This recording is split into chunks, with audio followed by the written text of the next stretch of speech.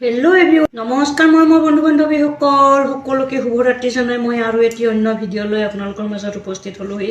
এই ভিডিঅ'টোত যে দেখুৱাইছোঁ আপুনি কি পিঠা বনাই আছোঁ দেখিছে নহয় নিশ্চয়। আমি বৰা চাউলৰ গুড়িত কি দি পিঠা বনাই আছোঁ জানেনে? এইটো বৰ্তমান পুৰটো যে লৈছোঁ আপোনালোকে তিল বুলি নাভাবিব দেই, এইটো জিৰা আৰু জালুক আমি শুকান কেৰাহী এটাত ভাজি লৈছোঁ। ভাজি লৈ সেই মিক্সিত খুন্দি লৈছোঁ। মিক্সিত খুন্দি লৈ তাত আমি নিমখ মিলাইছোঁ। মিলাই লৈ এইখিনিত আমি বৰা চাউলৰ পিঠাগুড়িৰ মাজত আমি পুৰ হিচাপত প্ৰয়োগ কৰিছোঁ। এই পুৰটো যে আপোনালোকে এনেকৈ দি যদি খোৱা নাই এই পিঠাবিধ নিশ্চয় জিৰা আৰু জালুক ধুনীয়াকৈ শুকান কেৰাহী এটাত ভাজি ল'ব। ভাজি লৈ এনেকৈ মাজত দি এই পিঠাবিধ বনাই খাবচোন, খুবেই টেষ্টি হয়। আৰু চৰ্দি কাহৰ কাৰণে যদি গাৰ বিষ চাৰ বিষ হৈ আছে সেইবিলাকৰ কাৰণেও এই পিঠাটো খাবলৈ খুবেই সোৱাদৰ হয়।